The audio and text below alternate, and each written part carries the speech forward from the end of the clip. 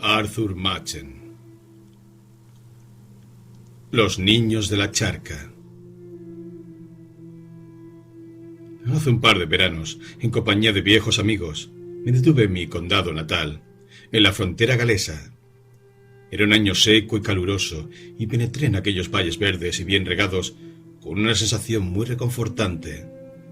Fue un alivio del ardor de las calles londinenses, de las noches sofocantes y cargadas, en las que los innumerables muros de ladrillo, piedra y hormigón y los interminables pavimentos arrojan a la cerrada oscuridad el fuego que a lo largo de todo el día han extraído del sol. Después de aquellas calzadas, que se han convertido en vías de ferrocarril con sus luces cambiantes, sus globos amarillos y sus barras y pernos de acero, y que amenazan de muerte instantánea si los pies no están al tanto. Qué descanso poder caminar en silencio bajo el verde follaje y escuchar el discurrir del arroyo desde el corazón de la colina. Mis amigos eran viejos conocidos y me urgieron a que obrara a mi antojo. El desayuno se servía a las 9, pero era igual de excelente y copioso a las 10. Y si quería podía tomar algo frío en el almuerzo o, en caso contrario, podía sentarme hasta la cena a las 7:30. Entonces teníamos toda la noche para hablar de los viejos tiempos y de los cambios, confortados por la bebida, y luego acostarnos tranquilizados por los recuerdos y el tabaco, así como por el arroyo que serpenteaba abajo en el prado, entre los sombríos alisos. Y no se veía un solo bungalow en muchas millas a la redonda. A veces, cuando el calor era abrasador, incluso en esta lozana tierra, y el viento procedente de las montañas al oeste dejaba de soplar, pasaba todo el día a la sombra sobre el césped, pero más a menudo iba al campo y recorría los caminos que me eran familiares, tratando de descubrir otros nuevos en este feliz y desconcertante país. Vagaba por valles desconocidos y a través de profundos y angostos senderos bordeados de setos, todavía más estrechos, supongo, que los viejos caminos de herradura. Trepaba disimuladamente sin dirigirme, obviamente, a ningún lugar en particular. El día en que me aventuré a emprender semejante expedición, el viento era muy frío. Era un día encapotado. No había nubes en el cielo, pero una espesa y luminosa niebla grisácea lo cubría todo. Por un momento parecía que el sol iba a brillar, dejando ver el azul del cielo. Entonces los árboles del bosque parecían florecer y los prados iluminarse. Pero de nuevo la cargazón lo cubría todo. Me impresionó el pedregoso camino que subía desde la parte posterior de la casa hasta lo alto de la colina. Hacía muchos años que lo había recorrido por última vez, una tarde invernal en que las roderas estaban endurecidas por la helada. En los lugares altos los sombríos pinos sobresalían por encima de la nieve, y el sol estaba inflamado y todavía lucía por encima de la montaña. Recordé que el camino me había resultado bastante laborioso, con recodos a diestro y siniestro y declives inesperados, seguidos de subidas a helechales y a otros lugares espinosos que perturbaban la quietud de la noche invernal, y que volví a casa de mala gana. Entonces aproveché la oportunidad que me brindaba el día veraniego y resolví de alguna forma terminar con el asunto. Pensé que habría sobrepasado el lugar en donde me detuve la otra vez, y retrocedí mientras la fría oscuridad y las resplandecientes estrellas se abalanzaban sobre mí. Recordé la inclinación del seto desde el que contemplé el redondo túmulo en lo alto de la barrera montañosa. En la ladera había una granja blanca, cuya granjera todavía llamaba a su perro con voz aguda y débil a lo lejos, como antes lo había hecho él o su padre. A partir de ahí, creí encontrarme en un país desconocido. Los fresnos se apiñaban a ambos lados del camino y confluían por encima de él. Proseguí mi camino hacia lo desconocido, a la manera de las únicas buenas guías turísticas, o sea, los cuentos de los caballeros de antaño. El camino bajaba, subía y volvía a descender a través de la espesura del bosque. Luego desaparecieron los árboles a ambos lados, aunque los setos eran tan altos que no me dejaban ver el resto del camino. Y precisamente al final del bosque había una de esas sendas o pequeños senderos de los que he hablado, que partía a mi derecha y serpenteaba rápidamente fuera del alcance de la vista. Bajo el follaje de avellanos, rosas silvestres, arces y carpes, con algún acebo salteado y la dorada madreselva y la oscura brionia brillando y trepando por todas partes. No pude resistir la invitación de un sendero tan recóndito e incierto que comenzaba con un rastro de verde y profusa hierba sobre tierra todavía blanda, pese a la sequía de este caluroso verano. Hasta donde pude divisar, el camino serpenteaba por la falda de una colina, sin ascender ni descender, y bruscamente cesaba, después de poco más de una milla, y me encontré en una ladera rasa, con una senda pedregosa que descendía hasta una casa gris. Por su aspecto y sus alrededores, en la actualidad era una granja, pero había indicios de su antiguo esplendor. Ventanas con maineles del siglo XVI y un pórtico jacobino en el centro, con un confuso blasón moldeado encima del dintel. Se me ocurrió que sería agradable un poco de pan con queso y sidra, y golpeé la puerta con mi bastón. Me abrió una simpática mujer. «¿Sería usted tan amable?» empecé yo. Entonces, en alguna parte, al fondo del corredor de piedra, se oyó un grito y una soberbia voz. «¡Adelante! Pase, bribón, si se llama Meyrick, de lo cual estoy seguro». Estaba asombrado. La simpática mujer sonrió abiertamente y dijo: «Parece que es usted muy conocido aquí, señor, pero tal vez haya oído que el señor Roberts reside aquí». Mi viejo conocido James Roberts salió tambaleante de su guarida en la parte trasera. Le había conocido hacía mucho tiempo, pero no muy bien. Nuestros negocios en Londres seguían caminos diferentes y por lo tanto no nos vimos a menudo. Pero me alegraba verle en este inesperado lugar. Era un hombre rechoncho, con el rostro cada vez más rubicundo con el paso de los años. Era paisano mío, pero apenas le había conocido antes de que ambos nos viniéramos a la ciudad, ya que vivía en el extremo septentrional del condado.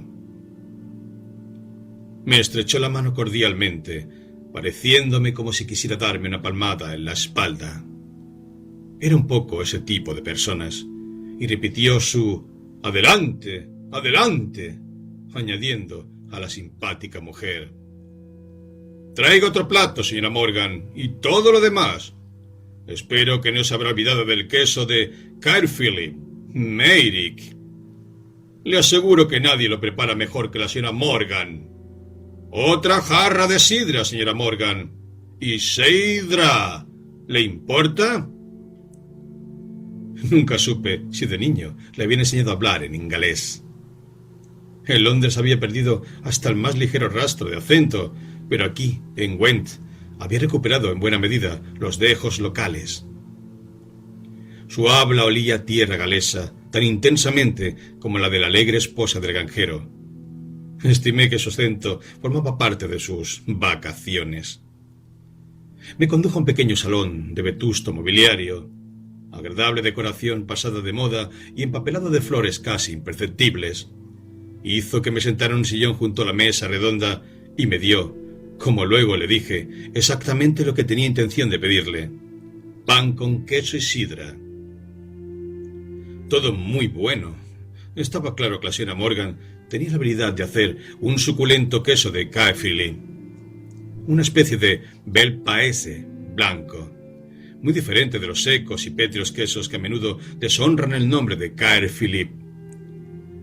Después hubo mermelada de grosellas con nata, y el tabaco que se utiliza en el país, Shag on the Black, de Wells Back, en Bristol, y luego ginebra. Esta última la compartimos al aire libre, en un viejo cenador de piedra, junto al jardín. Un rosal blanco había crecido por todo el cenador, dándole sombra y glorificándolo. Precisamente, el agua de la gran jarra la habían sacado de un manantial en la roca caliza, y le dije a Roberts con gratitud, que me sentía mucho mejor que cuando había golpeado la puerta de la granja. Le conté en dónde me había hospedado. Conocí a mi anfitrión por el nombre, y él a su vez me informó que esta era su primera visita a Laney Pool, como se llamaba la granja. Un vecino suyo, en Lee, le había recomendado encarecidamente la cocina de la señora Morgan, y como él dijo, no se podía hablar demasiado bien de ella en ese aspecto ni en ninguno otro. Estuvimos toda la tarde bebiendo tragos y fumando en aquel agradable refugio bajo el rosal blanco. Meditaba gratamente sobre el hecho de que en Londres no me atrevería a disfrutar tan profusamente del Shag on the Back, un tabaco fuerte, de sabor pleno y en sazón, pero inadecuado a las duras calles. ¿Dice usted que la granja se llama Laney Pool?, interpuse yo. Eso quiere decir junto a la charca, ¿no? ¿Dónde está la charca? No la veo. Venga, dijo Roberts, y se la mostraré. Me llevó por una pequeña puerta a través del jardín, rodeado de un espeso y alto seto de laurel, y torcimos a la izquierda de la casa, frente al lugar por donde había entrado. Escalamos un baluarte de los viejos tiempos, rodeado de verdor, desde donde Roberts me señaló un angosto valle, circundado de escarpadas colinas pobladas de árboles. Al fondo había un llano, mitad marisma, mitad charca negra en aguas estancadas, con verdes islas de lirios y toda esa exuberante y rara vegetación que suele arraigar en el cieno. «Ahí tiene usted la charca que buscaba», dijo Roberts. Era un lugar de lo más extraño, pensé, escondido entre las colinas como si guardara algún secreto. Las empinadas cuestas que descendían hasta ella eran una maraña de maleza, formada por todo tipo de ramas entremezcladas, por encima de la cual sobresalían los árboles más altos, algunos de los cuales habían sucumbido a las aguas pantanosas, apareciendo sus troncos descoloridos, pelados y cadavéricos, y sus ramas descortezadas. «Un lugar inquietante», dije Roberts. «Estoy completamente de acuerdo con usted. Es un lugar bastante inquietante. Me han contado en la granja que no es prudente acercarse a él, pues puede uno coger unas fiebres y no sé qué cosas más. Y efectivamente, si uno no desciende con cuidado, vigilando sus propios pasos, fácilmente puede encontrarse metido hasta el cuello en aquel lodo negro». Regresamos al jardín y a nuestro cenador, y poco después tuve que volver a casa. «¿Cuánto tiempo ha estado en Nicol?», me preguntó Roberts cuando partíamos. Se lo dije, y él insistió en cenar conmigo el fin de semana. «Enviaré por usted», dijo. «Le llevaré por un atajo a través de los campos, y verá usted cómo no se extravía. Pato asado y guisantes», añadió con fascinación, «y algo bueno para la digestión después». La siguiente vez que visité la granja, hacía una tarde excelente, pero, efectivamente, aquel maravilloso verano nos hartamos de proclamar tiempo excelente. Encontré a Roberts animado y acogedor, pero pensé para mí, a duras penas tan optimista como en mi visita anterior. Estábamos en el cenador tomando un cóctel que él había preparado, mientras el magnífico pato alcanzaba el perfecto punto en su dorado, y advertí que su conversación no fluía tan libremente como la vez anterior. Una o dos veces se calló y pareció pensativo. Me contó que se había aventurado a bajar a la charca, el lugar pantanoso del fondo. «Y no parece mejor cuando se ve de cerca. Un líquido negruzco y aceitoso que no parece agua, cubierto de espuma y de algas como monstruos. Nunca vi plantas tan raras y tan desagradables. Allá abajo existe una tupida exuberancia cubierta de sombrías flores carmesí, hinchadas y moteadas como un sapo». Usted no es botánico, ¿verdad? Observé yo. No, no lo soy. Conozco los ranúnculos y las margaritas y poco más. La señora Morgan se asustó mucho cuando le conté dónde había estado. Dijo que esperaba que no tuviera que arrepentirme. Pero me siento igual que siempre. No creo que queden muchos lugares en este país en los que todavía pueda cogerse la malaria. Continuamos con el pato y los guisantes, y gozamos de su perfección. Quedaba un poco de ale que el señor Morgan había comprado cuando quebró una vieja taberna de los alrededores. Su vejez y su excelencia original combinadas la habían convertido en una bebida rara. El algo bueno para la digestión resultó ser un brandy añejo que Roberts se había traído de la ciudad. Le dije que nunca lo había pasado mejor. Se animó con la excelente comida y bebida, y estaba bastante alegre. Sin embargo, pensé que había una reserva, algo oscuro en el fondo de su mente que de ningún modo era alegre. Nos servimos una segunda copa del brandy añejo, y Roberts, tras una indecisión momentánea, habló con claridad. Abandonó completamente el festivo asunto del campesino galés. ¿Creería usted, empezó, que un hombre vendría a un lugar como este para ser chantajeado al final del viaje? Dios mío, dije con voz entrecortada por el asombro. En efecto, no lo creería. ¿Qué ha ocurrido? Me miró muy serio. Incluso pensé que parecía asustado. Bien, se lo contaré todo. Hace un par de noches fui a dar una vuelta después de cenar. Era una noche hermosa en que brillaba la luna y soplaba una brisa suave y limpia. Así es que ascendí por la colina y luego tomé la senda que conduce hacia abajo, desde el bosque al arroyo. Me había introducido en el bosque unas 50 yardas más o menos cuando oí que una voz aguda y penetrante, una voz de jovencita, me llamaba por mi nombre. «Roberts, James Roberts». Me llevé un susto tremendo, se lo aseguro.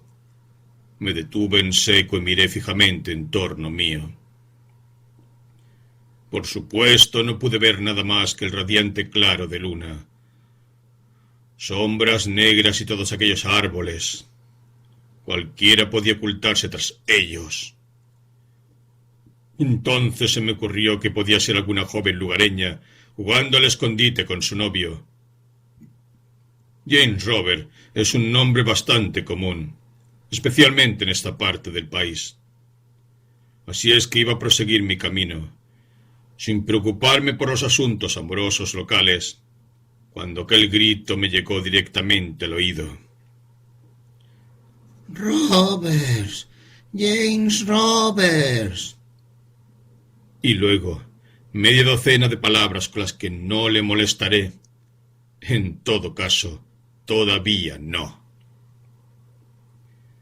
Ya he dicho que Roberts no era de ninguna manera íntimo amigo mío, pero siempre lo había considerado un tipo afable y cordial, una persona perfectamente amable. Y sentía, y asimismo me indignaba, verle allí sentado, desdichado y consternado. Parecía que hubiera visto un fantasma. Peor que eso. Parecía como si hubiese visto el terror. Pero era demasiado prematuro apremiarle. Le dije, «¿Qué hizo usted entonces?» Di media vuelta y regresé corriendo a través del bosque, saltando por encima de la valla. Llegué a casa más rápidamente de lo que nunca pude, y me encerré en esta habitación, bañado en sudor del susto y respirando con dificultad. Creo que casi enloquecí. Anduve de un lado para otro. Me sentaba en la silla y volvía a levantarme. Me preguntaba si despertaría en mi cama comprobando que había tenido una pesadilla. Finalmente lloré. La verdad sea dicha. Apoyé la cabeza en mis manos y las lágrimas corrieron por mis mejillas. Estaba completamente deshecho. Pero, oiga, le dije, ¿no está armando un gran jaleo por muy poco? Puedo entender perfectamente que ha debido ser un sobresalto desagradable, pero ¿cuánto tiempo dice usted que ha permanecido aquí? ¿10 días? Mañana se cumplirán 2 semanas. Bien, usted conoce las costumbres de esa tierra tan bien como yo. Tenga la seguridad que todo el mundo en un radio de 3 o 4 millas alrededor de Lenny Pool sabe de un caballero de Londres, un tal señor James Roberts, hospedado en la granja. Y donde quiera que uno vaya, siempre encuentra jóvenes molestos. No dudo que esta chica utilizó el lenguaje insultante cuando le llamó. Probablemente pensó que era gracioso. ¿No ha admitido usted que anteriormente caminó por el bosque un par de veces por la tarde? Sin duda, repararon en usted siguiendo ese camino y la chica y su amigo o amigos planearon darle un susto. Si yo fuera usted, no pensaría más en ello. Casi clamó. No pensar más en ello. ¿Qué pensará el mundo? En su voz había una terrible congoja. Pensé que era ya hora de pasar a los hechos. Hablé bastante enérgicamente. Mire, Roberts, de nada sirve andarse con rodeos. Antes de poder hacer algo, tenemos que conocer todo el asunto, directamente. Lo que yo he deducido es lo siguiente. Una tarde usted fue a dar un paseo por un bosque cercano y una chica, dice usted que fue una voz femenina, le llamó por su nombre y a continuación vociferó una sarta de insultos. ¿Hay algo más? Bastante más que eso. Iba a pedirle a usted que no permita ir allá a nadie más, pero, por lo que veo, ya no podrá mantenerse el secreto por más tiempo. Existe otro final de esta historia, y se remonta a un buen número de años, a la época en que llegué a Londres de joven. Eso ocurrió hace 25 años. Dejó de hablar. Cuando comenzó de nuevo, tuve la impresión de que hablaba con indecible repugnancia. Cada palabra era para él un suplicio. Usted sabe tan bien como yo que en Londres existe toda clase de caminos que un joven puede seguir, buenos, malos e indiferentes. En eso hubo bastante mala suerte. Lo creo de verdad. Era demasiado joven para saber o preocuparme de dónde iba. Pero no me metí por una senda que terminaba en un negro abismo. Me hizo señas para que me inclinara sobre la mesa y durante 1 o 2 minutos me habló al oído. Por mi parte, yo escuché con horror. No dije nada. Eso fue lo que oí gritar en el bosque. ¿Qué dice usted? ¿Hace tiempo que acabó todo eso? Acabó tan pronto como empezó. No fue más que un mal sueño. Y luego todo volvió a mí, de repente, como un rayo devastador. ¿Qué me dice usted? ¿Qué puedo hacer? Le dije que debía admitir que de nada servía tratar de atribuir el asunto del bosque a un simple accidente. El fortuito lenguaje obsceno de una depravada chica pueblerina. Como dije, no podía tratarse de una simple casualidad. Debe haber alguien detrás de todo esto. ¿Piensa usted en alguien? Deben quedar 1 o 2. No puedo decirlo con exactitud. No he tenido noticias de ninguno de ellos en los años. Pensé que se habían ido, muertos o a otra parte del mundo. Sí, pero en estos tiempos la gente puede regresar de cualquier parte del mundo bastante rápidamente. Yokohama no está mucho más lejos que Yarmouth. Pero, ¿ha tenido noticias de alguno de ellos recientemente? Como dije, hace años que no. Pero el secreto se ha desvelado. Veamos, ¿quién es la chica? ¿Dónde vive? Debemos ponernos en contacto con ella y tratar de asustarla por todos los medios. En primer lugar, descubriremos el origen de su información. Entonces sabremos dónde nos encontramos. Supongo que habrá descubierto quién es ella. Tengo una idea de quién es ella y en dónde vive. Quizás no le importe hacer más preguntas a los Morgan, pero volviendo al principio, usted habló de chantaje. ¿Le ha pedido dinero a esa condenada chica por mantener cerrada la boca?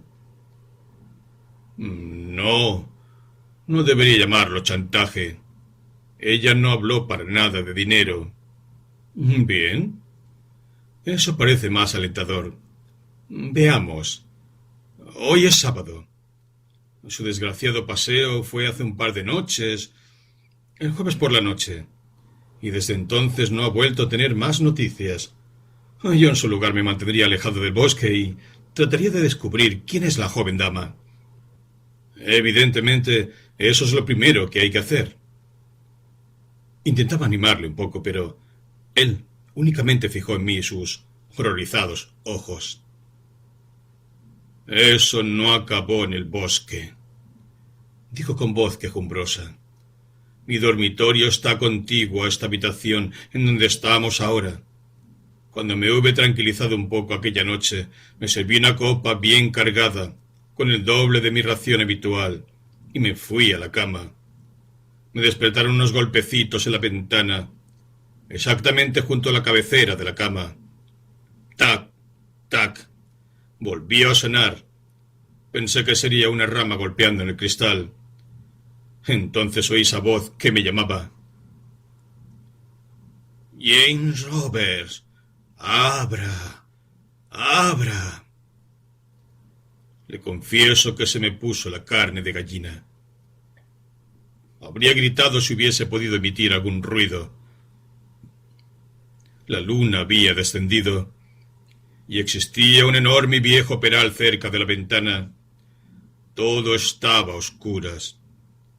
Me incorporé en la cama tembloroso de miedo. Había calma chicha y empecé a pensar que el susto recibido en el bosque me había provocado una pesadilla. Entonces la voz llamó de nuevo y más fuerte. James Roberts, abra, rápido. Y tuve que abrir. Saqué medio cuerpo de la cama, alcancé el picaporte y abrí un poco la ventana. No me atreví a mirar, pero la excesiva oscuridad impedía que pudiera verse nada bajo el árbol. Entonces ella empezó a hablarme. Me contó todo desde el principio. Conocía todos los nombres. Sabía dónde trabajaba yo en Londres y dónde vivía. Y quiénes eran mis amigos. Dijo que ellos lo sabrían todo y añadió: Usted mismo se lo contará y no podrá ocultar ni una simple palabra. El desdichado hombre cayó de espaldas en su silla, estremeciéndose y jadeando. Batió palmas de arriba abajo con un gesto de dolor, miedo y desesperación, y sus labios expresaron una mueca de pavor. No diré que empezaba a ver claro, pero vislumbré un indicio acerca de ciertas posibilidades de claridad o, digamos, disminución de la oscuridad. Le dije una o dos palabras tranquilizadoras y dejé que se apaciguara un poco. La narración de esta extraordinaria y espantosa experiencia le había puesto muy nervioso, y sin embargo, habiéndolo confesado todo, pude comprobar que se sentía más aliviado. Sus manos permanecieron quietas sobre la mesa, y sus labios dejaron de hacer muecas horribles. Me miró con una ligera expectación, pensé, como si hubiera empezado a abrigar la débil esperanza de que yo podía ayudarle de alguna manera. No era capaz por sí mismo de descubrir alguna posibilidad de salvación. Sin embargo, uno nunca sabe los recursos y destrezas que puede aportar otro hombre. Eso fue, al menos, lo que me parecía a mí que expresaba su pobre y miserable rostro. Y esperaba estar en lo cierto, permitiéndole que se calmara un poco e hiciera acopio de toda la esperanza de que fuera capaz. Entonces comencé de nuevo. Eso fue la noche del jueves, pero ¿y la pasada noche? ¿Hubo alguna otra visita? Igual que la anterior, casi palabra por palabra. Y era verdad todo lo que decía. No mentía la chica. Todo lo que dijo era cierto. Había algunas cosas que yo había olvidado, pero cuando me habló de ellas las recordé inmediatamente. Una de ellas, por ejemplo, era el número de una casa en determinada calle. Si usted me hubiera preguntado por ese número hace una semana, le habré dicho, con toda sinceridad, que no sabía nada de él. Pero cuando lo oí, al momento lo reconocí. Podía ver ese número a la luz de un farol callejero. Aquella noche de noviembre el cielo estaba oscuro y encapotado, y soplaba un viento cortante que provocaba el arremolinamiento de las hojas sobre la acera. ¿Cuándo se encendió el fuego? Aquella noche, cuando aparecieron ellos. ¿Vio usted a la chica? ¿Podría describirla? Ya le confesé que tenía miedo de mirar. Esperé a que dejara de hablar. Estuve sentado durante media hora, una hora. Luego encendí mi vela y cerré el pestillo de la ventana. Eran las 3 en punto y la luz aumentaba. Estuve pensándomelo bien. Advertí que Roberts confesó que todas las palabras pronunciadas por su visitante eran auténticas. No le habían cogido por sorpresa. No existía indicación alguna acerca de la existencia de nuevos detalles, nombres o circunstancias. Se me ocurrió que tendría cierto posible significado. Y también era interesante conocer las circunstancias actuales de Roberts, su dirección comercial, su domicilio particular y los nombres de sus amigos. Había atisbos de una posible hipótesis. No podía estar seguro, pero le comuniqué a Roberts que pensaba que podía hacerse algo. Para empezar, dije, le iba a hacer compañía durante la noche. Nicole supondrá que he evitado regresar a casa después del anochecer, que será mucho mejor. Y por la mañana iba a pagarle a la señora Morgan las 2 semanas extras que había decidido quedarse, un poco a modo de compensación. Estaría muy bien, añadí yo, emocionado, pensando en el pato y en la añeja ale. Y luego, terminé, le despacharé al otro lado de la isla. Le hice beber una generosa dosis de aquella añeja ale para provocarle sueño. No necesitaba la hipnosis para nada. El terror que había padecido y la tensión al contarlo le habían agotado. Le vi caerse sobre la cama y quedarse dormido en un momento, y mientras yo me arrellané bastante confortablemente en un espacioso sillón. No hubo problemas durante la noche, y cuando me desperté vi a Roberts durmiendo plácidamente. Le dejé a solas y me pasé por la casa y el radiante jardín matutino, hasta tropezar con la señora Morgan, atareada en la cocina. Acabé con su preocupación. Le dije que temía que el lugar no fuera del todo conveniente para el señor Roberts. En efecto, dije, se puso tan mal la pasada noche que temí dejarle solo. Sus nervios estaban en muy mal estado. Realmente no me sorprende nada, replicó la señora Morgan con cara solemne, pero yo pensé bastante en esta observación suya, al no tener ni idea de lo que quería decir. Pasé a explicar lo que había decidido para nuestro paciente, ¿cómo le llamaba? Brisas costeras del este y multitudes de gente, cuanto más ruidosas mejor. Y efectivamente, ese era el remedio que yo tenía en mente. Dije que estaba seguro de que el señor Roberts haría exactamente lo que debía. Estoy segura, señor, que todo saldrá bien. No se preocupe por eso. Pero cuanto más pronto se marche usted después de que les sirva a ambos el desayuno, más contenta estaré yo. Puedo decirle que estoy muerta de miedo por su suerte. Y se puso manos a la obra, murmurando algo que sonaba como plant y pull, plan y pull. No le di tiempo a Roberts para reflexionar. Le desperté. Le hice salir apresuradamente de la cama. Le llevé a toda prisa a desayunar. Le vi hacer su maleta. Se despidió de los Morgan.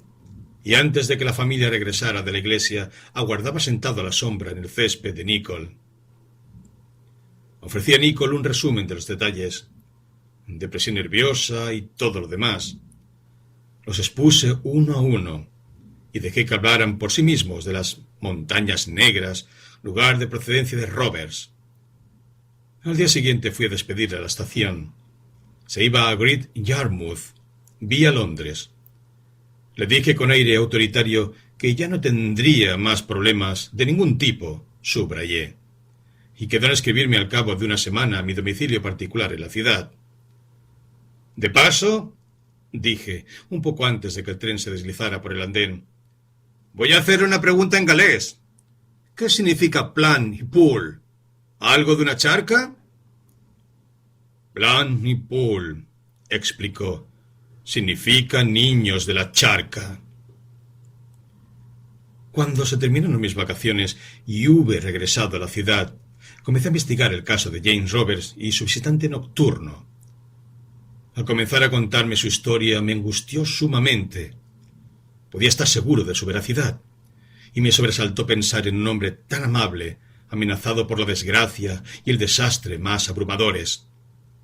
Nada parecía imposible en el relato extensamente detallado, ni en su primer esbozo. No es del todo inaudito que los hombres más decentes tengan un mal momento en sus vidas y hagan todo lo posible por expiarlo y conseguir olvidarlo. Bastante a menudo no es difícil buscar la explicación de semejante desventura.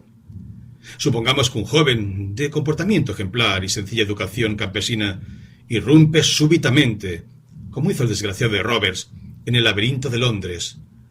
Sus muchos recovecos le llevarán al desastre o a algo peor. Los hombres más expertos, de agudos instintos y percepciones, conocen el aspecto de estos atractivos pasadizos y los evitan. Algunos tienen el buen juicio de retroceder a tiempo. Unos pocos caen finalmente en la trampa, y en algunos casos, aunque pueda haber una presunta escapatoria, y paz, y seguridad por muchos años, los dientes del cepo rondan todo el tiempo las piernas humanas, y se cierran finalmente sobre los sumamente honorables jefes, prebostes y pilares de todo tipo de instituciones decentes. Y después, la cárcel, o a lo más el abucheo y la extinción.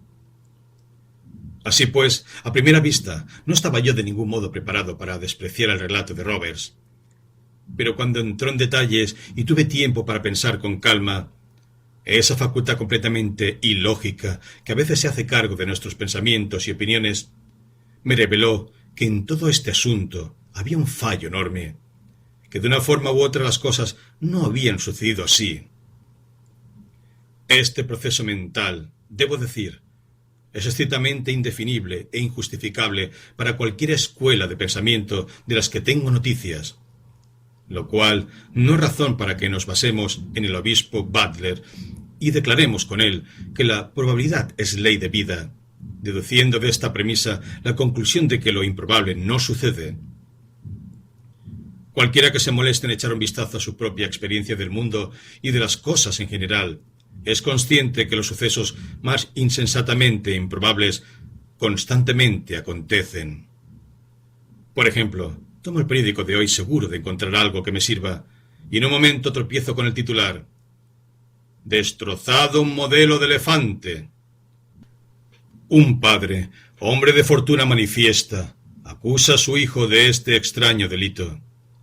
El verano pasado contó el padre al tribunal, su hijo construyó en el jardín delantero un modelo gigantesco de elefante, con materiales comprados ante testigos. Hizo el esqueleto del elefante con tubería, lo cubrió de tierra y fibras, y lo sujetó con tela metálica. Plantó flores encima, y costó todo 3 libras y 5 chelines.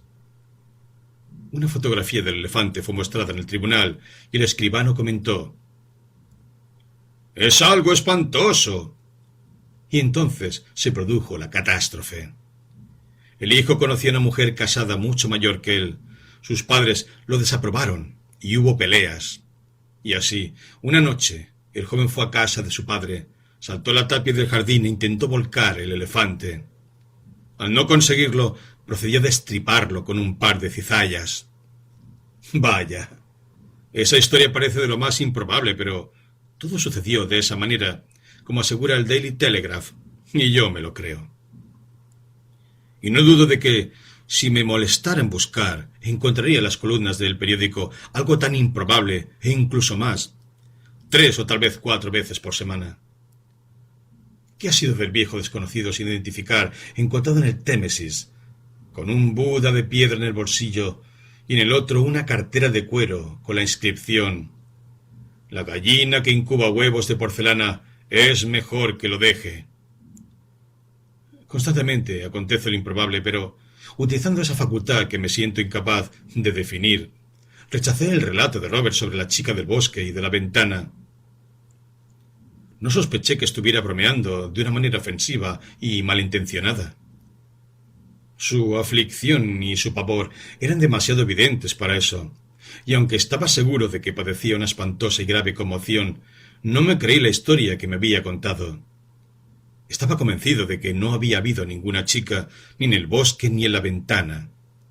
Y cuando Roberts me contó, con creciente terror, que todo lo que había referido era cierto, que ella incluso le había recordado cuestiones por él ya olvidadas, sentí que mi creciente suposición se fortalecía enormemente.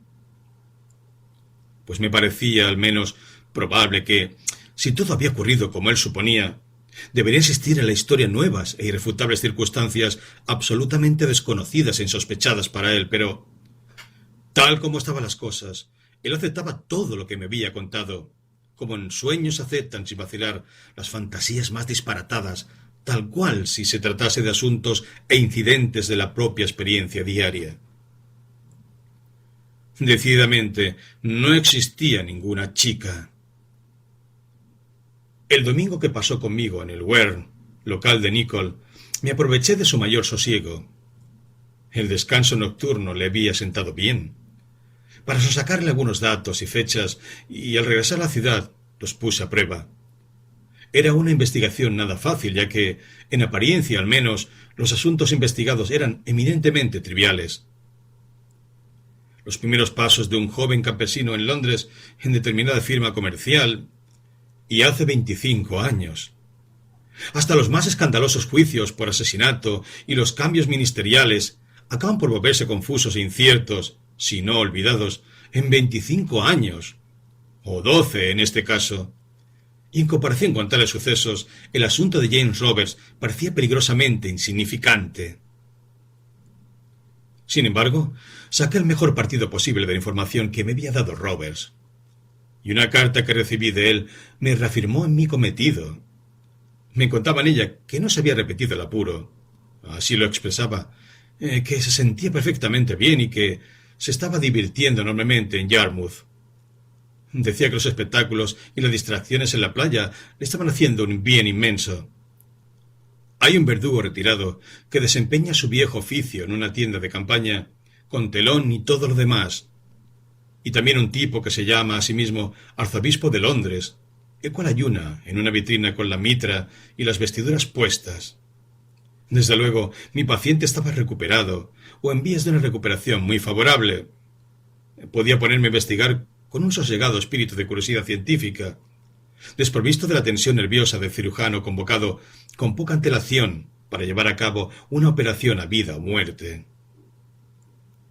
En realidad, todo era más simple de lo que yo había pensado. Verdaderamente, los resultados fueron nulos o casi nulos, pero eso era exactamente lo que había esperado y deseado. Progresé bastante, partiendo de un leve bosquejo de sus primeros años en Londres que me proporcionó Roberts, con omisión de los horrores, a petición mía, y tras manejar un par de nombres y fechas. ¿Hasta dónde llegué? Simplemente a esto. Un muchacho, 17 años recién cumplidos, criado en las solitarias colinas y educado en una pequeña escuela rural, a quien un tío de Londres había proporcionado un pequeño puesto en una oficina de la City. De mutuo acuerdo establecido tras una larga y complicada correspondencia, debía alojarse en una casa de unos primos lejanos que vivían en la zona de Cricklewood, Kilburn, Brondesbury, y se instaló bastante cómodamente, según parece, aunque prima Ellen se opuso a que fumara en el dormitorio y le rogó que desistiera. La familia consistía en prima Ellen, su marido, Henry Watts, y sus dos hijas, Ellen y Justine. Esta última tenía más o menos la edad de Roberts. Ellen 3 o 4 años más. El señor Watts se había casado bastante tarde y alrededor de un año después se había retirado. Le interesaban sobre todo las begonias de raíces tuberosas y en la temporada recorría unas pocas millas hasta su club de cricket y veía los partidos los sábados por la tarde. En todas las mañanas desayunaba a las 8 y todas las tardes tomaba el té a las 7. Entretanto, el joven Roberts hacía todo lo que podía en la City y disfrutábalo bastante con su trabajo. Al principio era tímido con las dos chicas. Justine era alegre y no podía evitar tener una voz de pavo. Él era adorable. Las cosas continuaron muy agradables durante un año, o tal vez 18 meses, sobre las mismas bases. Justine era una gran bromista, y Ellen era adorable. El problema fue que Justine no creía ser una gran bromista. Pues debe decirse que la estancia de Roberts con sus primos acabó desastrosamente. Tengo entendido que el joven y la silenciosa Helen fueron culpables de, digamos, amables indiscreciones, aunque sin graves consecuencias. Pero parece ser que prima Justine, de ojos y pelo negro, hizo los descubrimientos que la ofendieron cruelmente y denunció a voces a los ofensores con esa aguda voz suya durante largas horas muertas de una noche de Bronsbury, ante la enorme rabia y consternación de toda la casa. En realidad, alguien tenía que pagar el pato, y el señor Watts expulsó inmediatamente de la casa al joven Roberts. Y no cabe duda de que debería avergonzarse de sí mismo, pero los jóvenes... Poco más sucedió. El viejo Watts gritó furioso que contaría toda la historia al jefe de Roberts en la City, pero, pensándolo bien, se contuvo la lengua. Durante el resto de la noche, Roberts vagó por Londres, refrescándose de vez en cuando en puestos ambulantes de café. Cuando abrieron las tiendas, tomó un baño y se arregló, y fue a su oficina radiante y puntualmente. Al mediodía, en la sala para fumadores en los bajos de la tienda de té, consultó con su compañero de oficina mientras jugaban al dominó, y decidió compartir unas habitaciones con él lejos del camino de Norwood. Desde entonces, la carrera de Roberts ha sido eminentemente sobria, sin incidentes, próspera. Ahora, todo el mundo, supongo, se da cuenta de que, en los últimos años, el absurdo negocio de la interpretación de los sueños ha dejado de ser una broma para convertirse en una ciencia muy seria. La llaman psicoanálisis, y es complicada. Yo diría que es una mezcla de una parte de sentido común y 100 de puro disparate. De los sueños más simples y más obvios, el psicoanalista deduce las más incongruentes y extravagantes consecuencias. Un negro salvaje le cuenta que ha soñado que le perseguían leones, o quizá cocodrilos, y el psicoanalista sabe inmediatamente que el negro padece el complejo de Edipo, es decir, está locamente enamorado de su propia madre, y teme, por tanto, la venganza de su padre. Todo el mundo sabe, por supuesto, que el león y el cocodrilo son símbolos del padre, y tengo entendido que hay gente culta que se cree esas tonterías. Es un completo disparate, por supuesto. El mayor de los disparates, ya que la verdadera interpretación de muchos sueños, de cualquier modo, no todos, apunta, puede decirse, en dirección contraria al método del psicoanálisis. El psicoanalista infiere lo monstruoso y lo normal a partir de una insignificancia. Con toda seguridad, a menudo se invierte el proceso. Si un hombre sueña haber cometido un vergonzoso pecado, con toda seguridad conjeturará que, por puro despiste, llevaba corbata roja o botas marrones, con el traje de etiqueta. Una ligera discusión con el pastor puede llevarle en sueños a las garras de la Inquisición española y al suplicio de la hoguera. Dejar de recibir cartas importantes en el buzón arruinará a veces un gran reino en el mundo de los sueños. Y aquí tenemos, no me cabe la menor duda, la explicación o parte de la explicación del caso Roberts. Sin duda había sido mal chico. En el fondo de su problema existía algo más que una fruslería. Pero su falta primera, por grave que nos pareciera, había crecido desmesuradamente en su oculta conciencia hasta convertirse en una monstruosa mitología del mal. Hace algún tiempo, un docto y extraño investigador demostró que Coleridge había tomado una escueta frase de un viejo cronista, convirtiéndola en el núcleo del viejo marino. Con una vasta muestra de vitalidad, había pescado inconscientemente en su red toda clase de criaturas procedentes de los cuatro mares de sus vastas lecturas, hasta que la escueta idea del viejo libro se transmutó brillantemente en una de las grandes obras maestras de la poesía universal. Roberts carecía de las facultades poéticas del poder transformador de la imaginación y de las dotes expresivas mediante las cuales el artista libera su alma de su carga. En él, como muchos otros, había un profundo abismo entre la conciencia y el inconsciente, de manera que lo que no podía salir a la luz crecía y se inflamaba en la oscuridad secretamente, enormemente, terriblemente. Si Roberts hubiera sido un poeta o un pintor o un músico, podíamos haber obtenido una obra maestra. Como no era ninguna de esas cosas, tuvimos un monstruo, y no me creo del todo que se viera afectado conscientemente por un profundo sentimiento de culpabilidad. Descubrí en el curso de mis investigaciones que, poco después de la huida de Brownsbury, Roberts se enteró de unos desgraciados incidentes de la saga de los Watts, si se nos permite este horrible término, que le convencieron de que existían circunstancias atenuantes en su delito y excusas para su comportamiento. Había olvidado, sin duda, la realidad o la recordaba muy ligeramente, raramente, ocasionalmente, sin que ningún sentimiento de solemnidad o culpabilidad le atara a ella. Mientras tanto, todo el tiempo iba tomando forma secretamente en los recovecos de su alma un desfile de horrores. Y finalmente, tras varios años de crecimiento y expansión en la oscuridad, el monstruo salió a la luz, y con tal violencia que la víctima lo tomó por una entidad concreta y objetiva. Y en cierto modo había surgido de las aguas negras de la charca. Hace unos pocos días leía yo, en una reseña de un serio libro de psicología, las siguientes palabras tan sorprendentes. Las cosas que distinguimos como cualidades o valores son inherentes al verdadero entorno que configura nuestra respuesta sensorial a ellas.